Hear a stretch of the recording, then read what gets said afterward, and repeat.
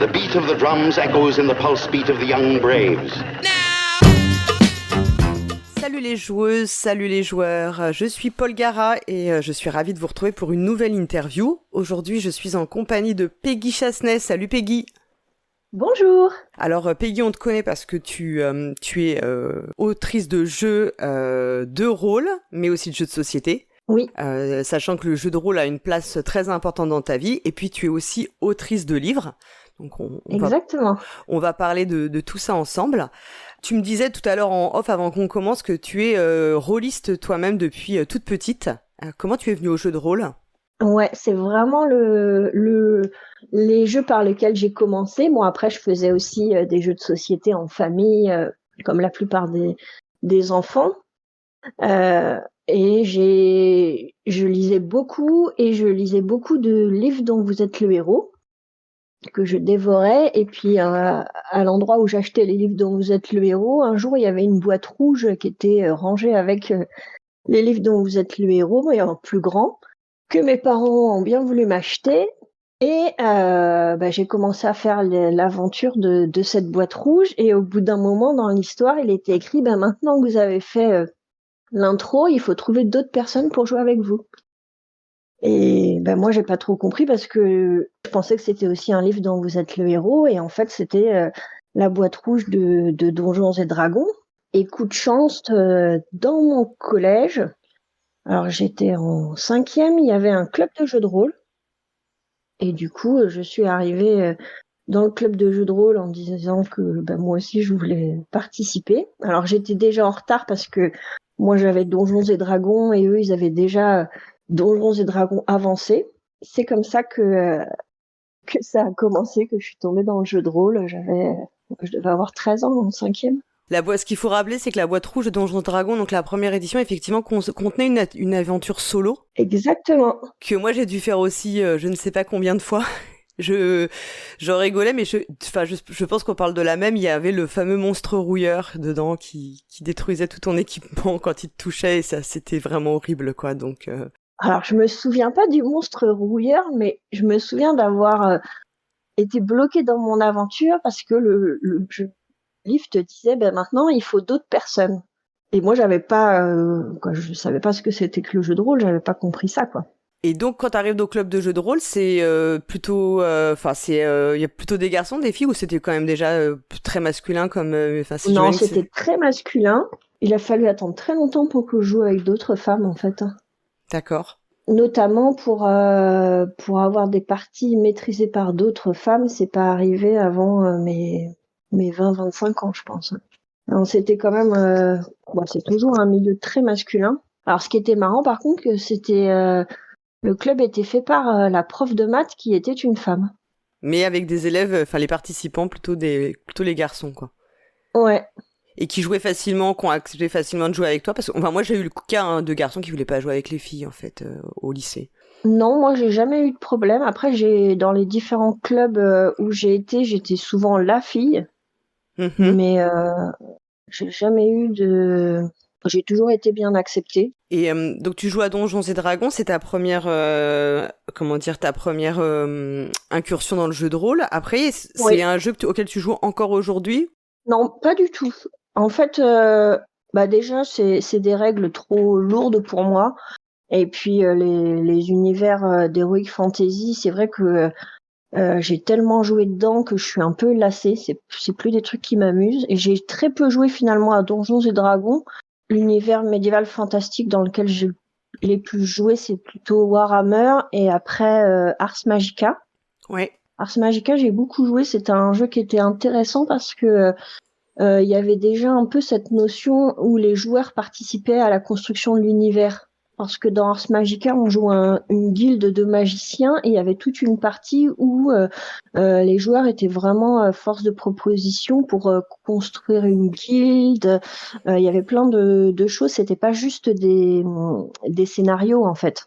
On retrouvait les prémices de systèmes qui vont se développer après, plutôt dans les un peu comme plutôt dans la fin des années 2000 et des décennies 2010 où vont se développer le PBTA et ce genre de système. Ouais, il y avait pas mal de choses un peu différente dans Ars Magica, et puis déjà le fait que chacun gérait plusieurs personnages. Ouais. J'ai pas mal joué à Ars Magica, j'ai beaucoup joué à Maléfice, Oui. qui est un jeu français fantastique. Qui se passe à la Belle Époque, c'est ça et Exactement. qui a été réédité il y a pas longtemps par Arcane Asylum, il me semble. Et il y a eu beaucoup d'éditions différentes. Et moi, c'est une époque que j'aime bien, et j'aime bien quand le côté vraiment fantastique où on sait jamais trop si on est dans quelque chose de réel ou pas. J'aime bien cette frontière. J'aime pas trop, par exemple, les univers de Lovecraft, parce que pour moi, c'est trop. J'arrive pas à m'imaginer les créatures qu'il décrit, et ça bascule tout de suite dans des trucs trop. Trop surréel, enfin irréel ou... Ouais, c'est ça. Moi, je préfère vraiment le côté fantastique où on a toujours un peu le doute de savoir s'il y a un truc derrière, ou ce qui se passe, quoi. Et Maléfice, c'est un jeu auquel j'ai beaucoup joué. C'est dans tes... Enfin, tu y joues encore ou il y a encore, t'as eu encore évolué dans ta pratique? Non, j'y joue plus parce que après, c'est quand même un jeu qui était très scénarisé, quoi. Les scénarios étaient super bien écrits. C'était un peu en mode enquête, mais du coup, ça faisait des scénarios très linéaires. Et alors, c'est un jeu aussi que j'ai beaucoup maîtrisé. C'est le premier jeu auquel j'ai fait jouer moi-même des gens en tant que meneuse de jeu. Mais si les gens loupaient une étape, on était vite bloqué aussi dans les scénarios. Donc, c'était vraiment aussi le défaut de suivre le scénario. Et c'est vrai que maintenant, je joue plutôt à des jeux sans scénario et sans préparation du tout. Donc en fait, tu as eu le sentiment d'évoluer dans ta pratique, d'aller finalement de Donjons et Dragons, qui est quand même assez lourd, effectivement, en termes de règles, notamment. Enfin, moi, je sais que les combats, tout ça, je trouve ça assez vite pénible. Par des jeux qui sont de plus en plus allégés en termes de mécanique. J'imagine que tu as joué aussi à des jeux avec le système PBTA. Oui, oui. Alors, j'ai été dans pas mal de clubs de jeux de rôle, et en fait, le défaut, c'est qu'on jouait à quoi? Le défaut et l'avantage, c'est qu'on jouait à plein de choses. C'est que souvent, on se retrouvait le samedi, on n'avait pas prévu à l'avance à quoi on jouait, donc on commençait pratiquement tous les samedis des nouveaux persos, des nouveaux jeux, qu'on souvent on terminait pas, mais du coup, ça m'a permis de voir beaucoup de choses. Et c'est vrai qu'avec des groupes de copains, on est assez vite parti sur des systèmes plus légers. Quand j'étais jeune, moi, le Maléfice, déjà, le système de jeu était pas très lourd, quoi. J'aime pas quand les règles prennent trop d'importance, des jeux comme Rollmaster où il y avait une table par arme et qu'il fallait tout résoudre mathématiquement. Je trouve que ça coupe vraiment la narration. Et quand j'étais à la fac, j'ai aussi beaucoup joué à Vampire en version grandeur nature, en semi-réel. D'accord. Donc là, c'est pareil, les règles, c'est pas le côté mécanique qui prend la place, c'est vraiment le roleplay et l'immersion dans le jeu. Tu dirais que t'es vraiment par goût, tu es plutôt attiré maintenant par les jeux de rôle qui sont plus ce qu'on appelle narrativistes, enfin qui mettent la narration Oui. et la narration partagée, j'imagine, au cœur du système. Oui. Ouais, exactement. Moi, souvent, ce qui m'intéresse, c'est les personnages. Moi, j'aime bien partir vraiment des personnages, et puis construire une histoire avec les autres joueurs. C'est ça qui va m'intéresser. Les relations entre les personnages. Ouais. C'est pas forcément de résoudre une quête ou. Des relations plus interpersonnelles finalement, enfin où il y a Oui. plus d'échanges et où on a qui crée aussi de la complémentarité et de l'interdépendance entre les personnages. Oui, j'aime bien jouer toutes les relations d'amitié, les relations amoureuses, quoi, les liens entre les personnages. C'est des choses que je prends vraiment plaisir à jouer. Je disais, tu as aussi coécrit un jeu de rôle, même les monstres ont un cœur, qui est sorti, je sais pas, il y a 2 ans peut-être. Ouais, c'est ça. Que tu as coécrit donc avec Kellren. Oui. C'est un jeu qui se joue effectivement sans préparation. Sans dés, avec un paquet de cartes en fait. C'est donc l'aléatoire, il va être géré par un paquet de cartes. On va déterminer plusieurs, des choses en tirant les cartes, et selon ce qu'on a, on a des tables qui permettent en fait de le déterminer, de résoudre, enfin en tout cas de donner une piste pour le personnage, pour son caractère, son type de scène aussi, les enjeux de la scène. C'est un jeu qui se veut, qui est assez léger en termes de règles, comme ce que tu affectionnes. Où je comprends aussi que le but c'est de faire de la narration partagée, c'est-à-dire que souvent il y a chaque joueur et joueuse va incarner un personnage, mais chacun son tour va alterner des phases où il est un peu le metteur en scène et il va diriger les autres personnes, enfin les autres joueurs et joueuses dans la scène qu'il propose. Ouais, t'as très bien expliqué, c'est exactement ça. C'est un jeu qui est vraiment ambiance série télé, teen drama, et la partie aléatoire sert à déterminer les scènes, dans quel lieu, quelle ambiance, quel thème va être dans cette scène, et on joue des petites scènes assez courtes, et ça fait vraiment un format série télé. Et du coup, l'avantage c'est que il n'y a pas de préparation puisqu'il n'y a pas de scénario, et les règles sont assez simples, donc l'idée c'est de rendre aussi ça accessible. Donc c'est un jeu qui a beaucoup été inspiré par Monster Heart de Avery Alder. Qui est un jeu que j'adore, et puis avec le groupe d'amis avec qui on joue beaucoup, on aime beaucoup ce jeu, mais on n'arrivait jamais au bout des campagnes, et surtout on voulait tout le temps jouer, mais personne ne voulait le maîtriser. Du coup, c'est de là qu'est né Même les monstres ont un cœur, qui est aussi j'ai largement repris un autre jeu qui s'appelle Protocol.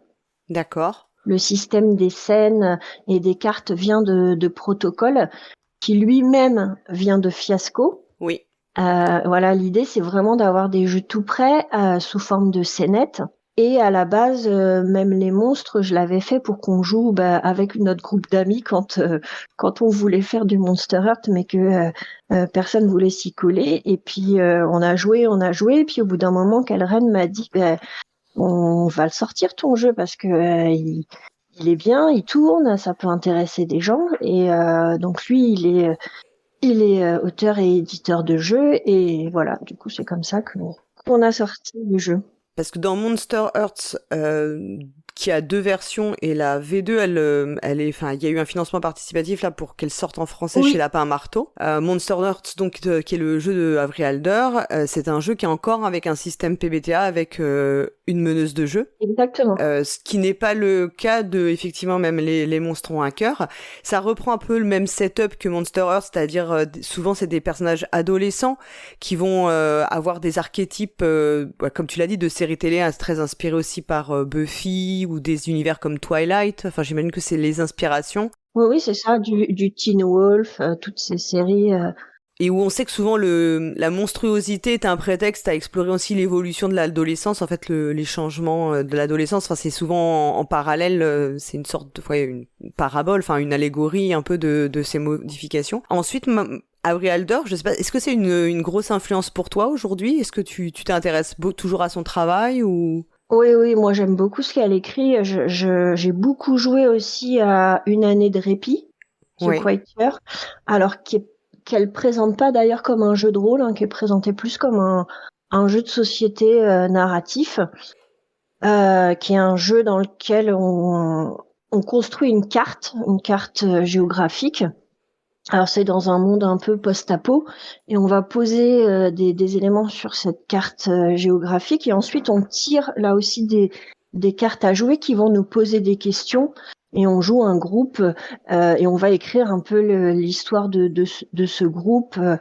C'est un jeu qui est très intéressant et qui, malgré son côté post-apo, est assez accessible, parce que moi je l'ai beaucoup fait jouer avec des enfants en ludothèque. Ouais. Et ça fonctionne très bien, et je trouve qu'en termes mécaniques, ça donne des petits outils très simples pour créer des histoires, quoi. Après, ça a donné aussi des jeux comme Pour la Reine viennent vraiment de ces systèmes-là, en fait.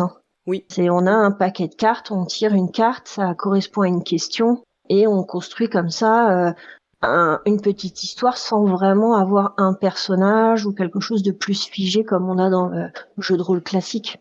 Je me disais que voilà, tous ces jeux de rôle, souvent ils sont aussi moins centrés sur des thématiques un peu épiques ou héroïques. On on est plus sur des choses qui peuvent être proches du quotidien en fait, hein, qui entremêlent parfois, bah voilà, ça peut être du surnaturel avec le setup de Monster Earth ou de même les monstres ont un cœur, mais on reste quand même sur des relations qui restent assez, des relations qu'on peut connaître dans la vraie vie. Oui. Et je me faisais la réflexion que les deux quand même figures importantes de ce mouvement, c'est Avery Alder et Alex Roberts, qui sont deux designeuses femmes. Oui. Je me demandais si tu penses que ça a un lien, enfin, d'avoir cette recherche d'autres choses comme cadre, enfin, de contexte de jeu en fait. Oui, bah en tout cas, Avery Alder, c'est sûr et c'est évident parce que Monster Earth, c'est vraiment une métaphore sur la recherche de l'adolescent qui découvre sa sexualité, qui va se trouver différent des autres parce que il est attiré, parce qu'il n'est pas forcément dans la norme hétérosexuelle. Donc c'est vraiment toutes ces thématiques queer qui sont très importantes dans Monster Earth et moi qui sont des thématiques qui m'intéressent et que j'aime jouer, quoi. Ce sont des jeux aussi qui prônent beaucoup la bienveillance et l'inclusivité. C'est quelque chose aussi qu'on retrouve dans Même les monstres ont un cœur. Est-ce que tu penses que le jeu de rôle traditionnel n'est pas assez inclusif ? Oh ouais, clairement. Moi, je sais que quand je joue, j'ai vraiment besoin d'être dans un groupe safe. C'est-à-dire que j'ai envie de pouvoir déjà jouer sans avoir à subir des réflexions sexistes, à entendre des réflexions racistes, homophobes, qui vont complètement bloquer mon jeu, et puis de pouvoir aussi jouer ce qui me passe par la tête. Moi, j'aime beaucoup faire du drama avec mes persos, et j'aime bien avoir des joueurs qui vont rentrer dans le même jeu que moi, ou qui au moins vont me laisser exprimer mes personnages, quoi. Donc c'est vrai que pour moi, c'est vraiment important de mettre en place un système de sécurité émotionnelle quand on fait du jeu de rôle, parce qu'on est là pour jouer, pour se faire plaisir, et que voilà, chacun doit pouvoir s'exprimer à travers le jeu sans avoir à se limiter en se demandant ce que les autres vont en penser. Oui, de pas être dans le jugement, enfin de pas craindre le jugement des autres autour de la table, et de pouvoir Oui. vraiment, pour pouvoir faire du meilleur roleplay, être le plus à l'aise possible, quoi. Voilà, c'est ça. Tu t'arrives à comprendre, enfin moi il y a toujours des personnes qui sont réticentes au système de sécurité émotionnelle, qui soit ne savent pas forcément comment l'utiliser, ou qui trouvent que ça... Qu'on est trop fragile. Ouais, voilà, ou alors que bien sûr c'est pas du tout mon point de vue. Mon point de vue, c'est que le fait que ça existe, ça t'enlève rien à personne autour de la table, donc je vois pas trop comment ça peut être un problème, mais c'est encore des choses qu'on rencontre, hein, des freins sur ces dispositifs. Oui, moi j'ai beaucoup de mal à comprendre parce que je ne vois pas ce que ça va enlever au plaisir du jeu de mettre une carte X sur la table. Au contraire, ça apporte une certaine sécurité. Moi, quand je fais des petits jeux narratifs avec les enfants, on utilise cette carte X, elle est toujours sur la table aussi. Voilà, encore une fois, c'est un loisir et tout le monde doit pouvoir se sentir bien autour de la table. Pour moi, ça prime avant l'histoire et avant tout le reste. Ouais, tu disais les enfants, quand tu leur expliques, comment ils réagissent vis-à-vis de ça, ils sont à l'aise, et avec les systèmes sans préparation, j'imagine qu'ils sont assez à l'aise, même peut-être plus que les adultes. En fait, les enfants avec le jeu de rôle, sont toujours plus à l'aise que les adultes. Parce que pour eux, c'est simple, hein. Je leur dis voilà, on va se créer des personnages et on va faire des aventures. C'est quelque chose qui leur parle, c'est quelque chose qu'ils font naturellement en fait. Quand on est petit, on a tous un moment où on se prend pour tel personnage de série et on dirait qu'on ferait ça et on ferait ci. Et le jeu de rôle, c'est ça. Et se créer des personnages, se créer d'autres vies, des petits moments où on se prend pour quelqu'un en sachant qu'on ne l'est pas. Et les enfants le disent très bien, on dirait qu'on serait ça et on ferait ça. Et du coup, c'est beaucoup plus facile de faire du jeu de rôle avec des enfants parce qu'il n'y a pas à leur expliquer comment ça va marcher. Alors que quand on explique ça à des adultes, ils ont peur d'être ridicules, ils ont peur de pas savoir faire, et ils ont du mal à concrétiser comment on va faire un jeu sans avoir un support physique, sans avoir un plateau, sans avoir 2 dés. Ils se mettent beaucoup plus de barrières que les enfants. Ça roule pour eux. Il y a un autre point aussi que je trouvais assez intéressant dans ces jeux de rôle, tous les systèmes dérivés avec beaucoup de narration partagée ou les systèmes belonging, outside belonging, qui a été inventé par justement Avril Alder dont on parlait tout à l'heure. J'ai l'impression que c'est des contextes de jeux de rôle qui vont aborder beaucoup plus la romance, l'amour, Oui. les sentiments et la sexualité. Et j'ai constaté que des joueurs, j'ai plutôt envie de dire d'ailleurs des joueurs que des joueuses pour le coup, des joueurs plus traditionnels qui ont beaucoup de mal avec ces sujets. Ils peuvent te parler de se massacrer, de torture, de choses très violentes, mais dès qu'on aborde ce genre de sujet, il y a beaucoup de, comme s'il y avait des tabous et une très forte pudeur sur le fait de jouer ce type d'émotion, de scène. Toi, c'est quelque chose qui t'intéresse d'explorer justement, c'est ce que tu disais, ces thématiques. Ah, moi, j'adore, surtout quand on joue des adolescents, j'adore jouer des histoires d'amour. Et tu tombes amoureux, t'es attiré, et quoi, tous ces petits moments-là, puis les relations d'amitié. Oui, moi, c'est vraiment tout à fait mon délire. Quoi. C'est vraiment les choses que je prends plaisir à jouer. Il y a plein de parties où je me souviens plus de qui mon perso a essayé de séduire que vraiment de la trame principale du scénario, quoi. C'est mes petits plaisirs. Et est-ce que toi, t'as une explication sur le fait que justement, s'il y a tellement il y a un blocage pour certaines personnes d'aller là-dedans, Je sais pas, ils pensent que c'est peut-être trop intime ou trop se livrer peut-être. Je sais pas, moi la plupart des gens avec qui je joue aiment bien aussi cette partie-là. Donc et puis c'est vrai qu'on joue j'ai beaucoup joué aussi à Masque, qui est un jeu de super-héros mais dans lequel on joue des adolescents et c'est pareil, il y a tout ce système de relations qui est vachement important avec ta famille, avec tes amis, avec tout le cadre comme ça. Où moi, la plupart du temps, quand je joue, il y a toujours des histoires d'amour ou des conflits familiaux à régler ou des choses. Ce qu'on voit quand même dans toutes les séries télé aussi, quoi. Ouais. Qui est quand même un des sujets principaux de l'humanité, les sentiments amoureux, c'est quand même, je pense, la préoccupation numéro 1 de tout le monde, donc je trouve que c'est assez amusant que ce soit souvent exclu de beaucoup de jeux de rôle finalement. Et encore dans le jeu de rôle, on en trouve, alors que dans le jeu de société, pour le coup, c'est vraiment un thème qui est, quoi. Il commence à y avoir quelques jeux. J'ai vu Frog of Love, j'ai pas eu l'occasion d'y jouer, mais ça m'a l'air intéressant.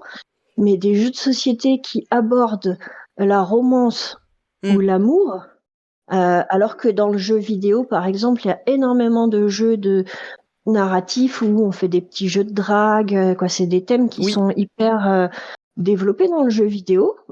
Dans le jeu de plateau, ça n'existe pas en fait. Ou si ça existe, c'est plus un élément de décor, mais c'est pas intégré forcément au gameplay en fait. C'est pas utilisé comme un ressort de gameplay. Moi, on en avait parlé dans une émission quand j'étais pour Proxy Jeux. Par exemple, dans Alltray, il y a un des scénarios qui va créer une romance entre un joueur, enfin un personnage et un PNJ en fait, qui peut avoir une incidence en fait sur la fin donc de l'histoire.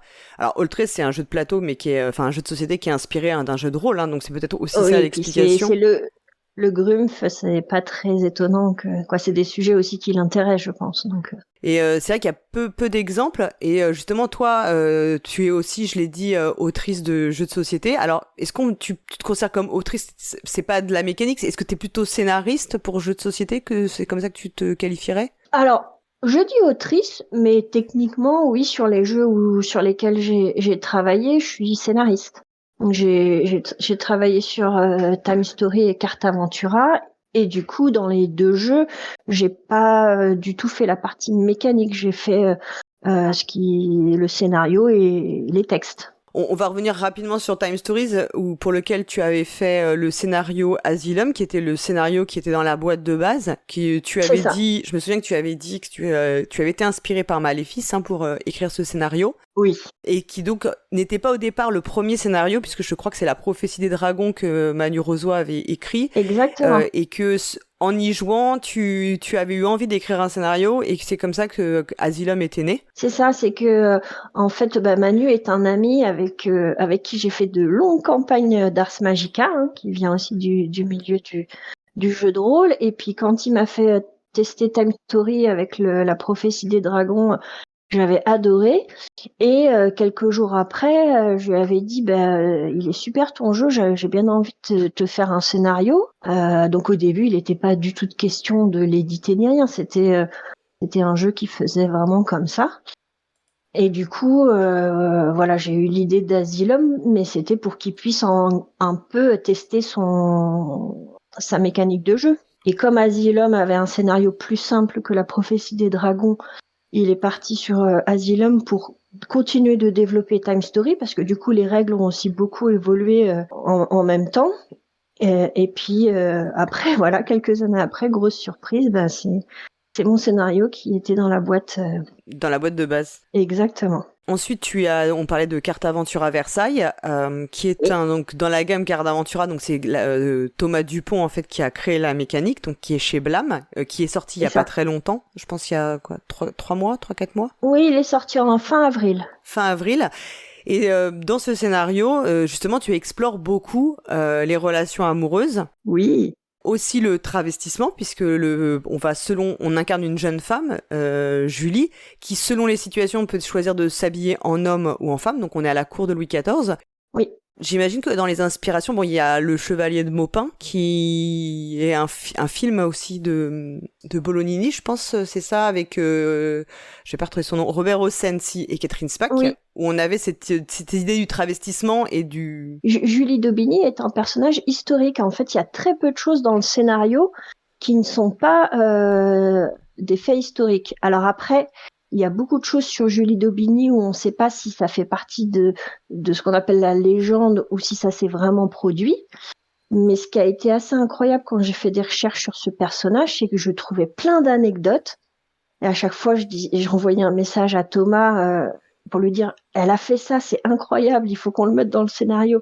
Et toutes les petites anecdotes, si tu as joué, que tu as vu, qui paraissent complètement loufoques, c'est des choses qu'on trouve dans sa biographie en fait. Et du coup, c'était super amusant de faire les recherches et puis de trouver des choses en se disant mais on va même pas avoir besoin de broder, on n'a même pas réussi à tout mettre tellement elle avait d'anecdotes épiques parce que normalement elle était destinée à être femme de la cour, mais finalement elle préférait se battre.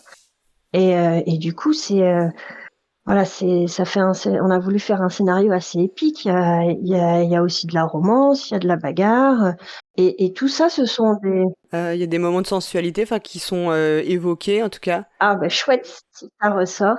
Moi j'ai eu une fin. Je veux pas spoiler. Moi j'ai eu une fin qui était quand même où il y avait des passages pour arriver à cette fin-là. Il y avait des passages, sensuels et puis.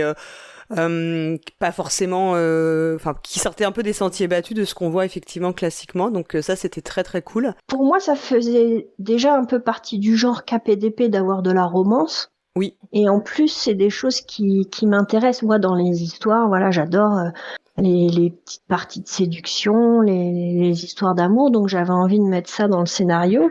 Et puis dès le début, j'avais proposé à Blam de partir vraiment sur une thématique de genre, puisque c'était une femme qui aimait aussi bien s'habiller en homme qu'en femme, et qui avait des relations amoureuses avec des hommes, mais aussi avec des femmes. Donc j'avais envie de mettre ça en avant dans le scénario. Et puis à ma grande surprise, ils étaient hyper intéressés par ces thèmes, alors que, comme on l'a dit, le jeu de société est quand même assez frileux, donc... Quand je leur ai présenté ça, je pensais qu'ils allaient me dire bon, t'es gentil avec tes thématiques queer et sur le genre, mais nous on voudrait un truc plus grand public. Et aussi bien l'éditeur que Thomas, mon co-auteur, au contraire, était hyper intéressé par ces thèmes-là. Du coup, c'était génial de pouvoir explorer ça, quoi. En fait, ils t'ont contacté pour faire un scénario, et toi tu leur as proposé celui-ci. C'est comme ça que ça s'est passé. Ça. En fait, ils voulaient une femme autrice, et la proposition c'était de faire un scénario sur une femme oubliée de l'histoire. D'accord, il y en a pas mal. Exactement. En fait, c'était la seule consigne. Après, donc, quand j'ai commencé à faire les recherches, j'ai fait des listes et des listes parce que des femmes intéressantes oubliées de l'histoire, il y en a, mais énormément. Et après, on a réduit à plusieurs personnages et on a choisi ensemble. Mais j'ai vraiment eu la liberté de choisir le personnage. Et puis, quand je leur ai proposé vraiment de travailler sur le genre, j'étais même limite un peu en mode provoque. Je pensais pas qu'ils diraient oui, quoi. Je pensais pas que ça les intéresserait. Et je pense que si ça avait été il y a 10 ou 10 ans, il y a 10 ou 20 ans, je me serais même complètement censurée. Je l'aurais pas proposé. Ouais. C'est ça aussi qui est triste, c'est que du coup, on se dit, ça intéresse pas les éditeurs, ça intéressera pas, on propose pas, alors que finalement,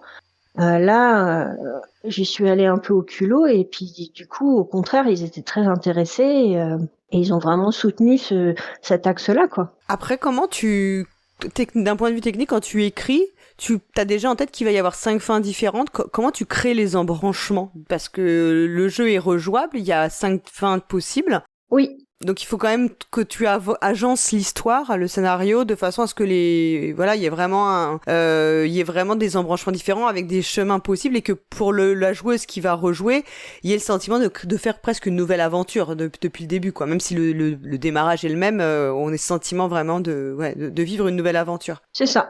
En fait, j'ai commencé par faire énormément de recherches. L'avantage, c'est qu'avec Internet, on a accès à toutes les archives de tous les livres. C'est vraiment super. J'ai eu beaucoup de ressources et j'ai listé tous ces faits historiques qui m'intéressaient. Et en fait, ça s'est découpé assez facilement en trois parties. Il y a 3 grands lieux importants dans le scénario. Mm-hmm. Et ensuite, j'avais fait une trame vraiment de différents chemins. Et ensuite, j'ai beaucoup travaillé avec Thomas Dupont, l'auteur de la mécanique de Carte Aventura, qui a fait tout l'agencement des cartes. Et puis, les chemins. Donc, on a vraiment travaillé ensemble. Il y a des fois, on a fait beaucoup de changements. Il me disait, là, il y a besoin de rajouter telle chose. Il faudrait voir ce qu'on peut rajouter. Et puis, pour que ça soit fluide pour les joueurs, que les joueurs ne voient pas forcément justement les embranchements et qu'ils puissent vivre l'histoire. Donc on a vraiment travaillé ensemble là-dessus. Puis c'est chouette de travailler à deux parce que il y a des fois il y a des choses où j'étais pas sûre. Il me disait au contraire, mais si, ça c'est super intéressant, alors que moi j'aurais pas forcément osé. Et puis ça permet d'avancer bien, quoi. Le ping-pong du co-autorat, en fait, qui est souvent mis en avant, c'est le fait que tu vas t'enrichir de des propositions de l'autre, et puis peut-être les retransformer, et voilà. C'était vraiment une super expérience parce que c'était, ça a été riche. Alors après, j'ai passé du temps, parce que j'étais assez lente entre le début et la partie. J'allais te demander combien de temps entre le début du projet et la finalisation du scénario, en fait. 2 ans. Après, j'ai pas du tout travaillé dessus à plein temps, mais il y a eu aussi des moments où on a un peu laissé reposer et puis reprendre le scénario.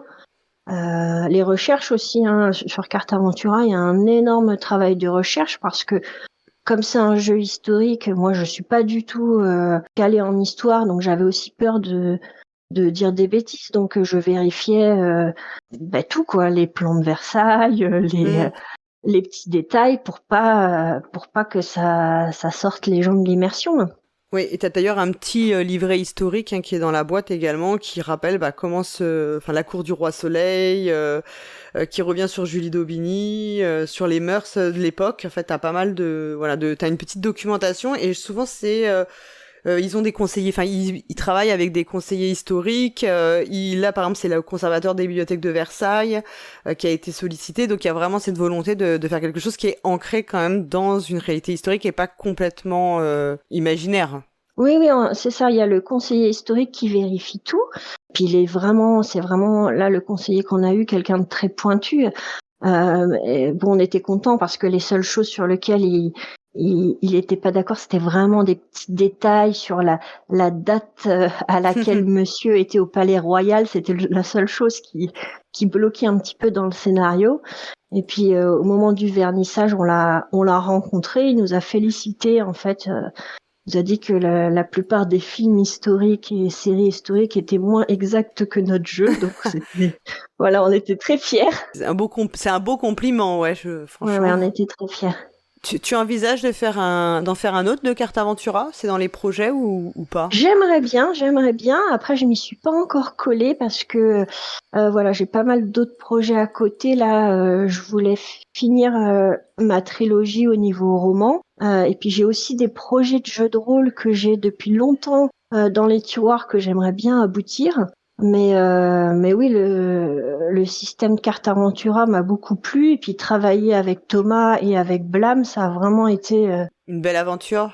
Ouais, parce que c'était du travail carré, mais Blam, c'est un éditeur qui est très à l'écoute. Moi, j'aime bien quand les choses sont claires dès le début, et puis qu'on avance ensemble. Et là, c'était vraiment très chouette, quoi. Tu le disais, donc on va parler de ta dernière activité, l'autrice de livres.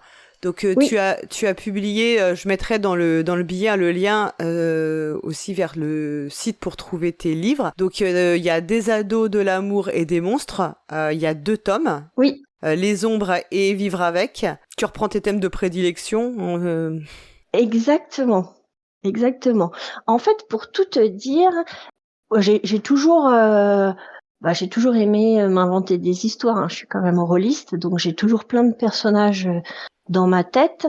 Et puis j'ai beaucoup joué aussi, j'ai beaucoup fait de jeux de rôle par mail avec une amie où on écrivait des tonnes et des tonnes d'histoires.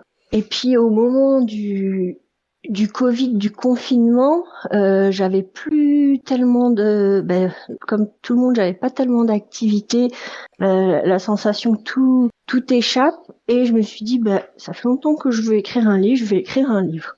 Et comme je me sentais pas légitime, hein, le syndrome de l'imposteur, on connaît. Je me suis dit, je vais l'écrire comme si je faisais un jeu de rôle solo. Ok. Donc au début des ados de l'amour et des monstres, je me suis fait comme une partie de Même les monstres ont un cœur, c'est-à-dire que j'ai vraiment fait les tirages et tout ça. Pour créer tes personnages, en fait. Pour créer les personnages et puis pour créer un peu les relations entre eux, les premières scènes, les intrigues. Et finalement, très vite, j'ai plus besoin du support parce que les personnages ont pris vie dans ma tête et ont commencé leur vie. Et voilà. Et du coup, effectivement, c'est les mêmes thèmes des adolescents, leurs histoires d'amour, leurs interrogations. Donc il y a une lectrice qui m'a dit que c'était à la frontière entre Sex Education et Teen Wolf, et voilà, ça me va bien comme description. Ça me va bien comme tu le conseilles pour des enfants ou ados à partir de quel âge, si on veut l'offrir à des plus jeunes et pas le... À partir de 16 ans, parce qu'il y a quand même un peu de langage cru. D'accord. Après, voilà, moi j'ai un peu du mal aussi à cibler justement... Pour moi, les histoires d'adolescents sont pas forcément que pour les adolescents. Oui, non, ça, je suis tout à fait d'accord. Mais voilà, je me posais la question de, tu vois, si ça peut intéresser des adolescents, enfin, dans notre entourage, est-ce que il vaut mieux attendre quand même qu'ils aient un peu plus de maturité? On peut pas, je veux dire, 12-13 ans, c'est trop, si tu dis que c'est un peu Alors, plus. J'ai des lecteurs très jeunes, hein, j'ai eu de retours de lecteurs vraiment très jeunes. Moi, je le conseille à partir de 16 ans, voilà, parce que il y a quelques langage un peu cru et puis des petites scènes un peu érotiques. Mais voilà, encore une fois, qu'est-ce qui est le plus choquant pour des enfants? Est-ce que c'est voir des gens se faire massacrer ou des personnes qui font l'amour? Voilà, c'est un autre débat. Mais parfois même juste la publicité est plus choquante, je trouve. Il y a plein de publicités qui sont 10 fois plus choquantes que beaucoup de scènes un peu effectivement, qui sont assez qui suggèrent oui de la sexualité ou de l'amour, enfin des relations. Voilà, je trouve que je suis assez d'accord avec toi là-dessus. Et t'as dit qu'il y avait un 3e livre, c'est ça? Oui, alors je l'ai terminé juste avant de partir en vacances en juillet. Là, je suis en train de le corriger parce que du coup, je suis en auto-édition et il va sortir en octobre normalement si je tiens bien le rythme. Du coup, j'aurai terminé ma trilogie.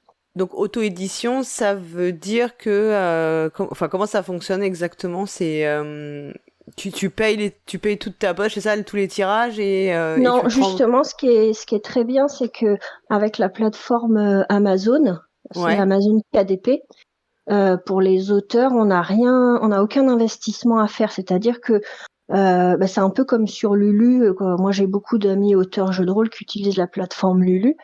Donc, tu vas mettre tes fichiers. Alors, bien sûr, c'est toi qui fais tout. Hein. C'est pas juste écrire le texte. Il faut mettre en page, s'occuper des couvertures. Tu finalises tout ton roman et ensuite tu mets les fichiers sur la plateforme pour la version papier et puis la version numérique.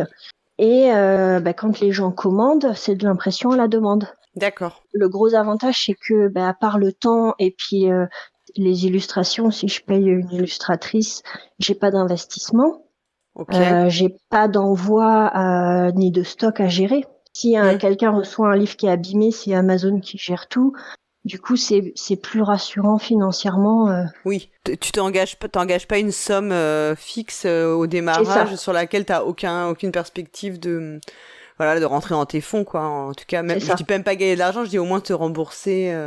Surtout que en fait, le problème en France, c'est que si on veut envoyer un livre par la poste, ça coûte très cher. Ouais. Moi, mes livres sont assez gros. Ils font dans les 500 pages. À imprimer, le livre me coûte 6 €.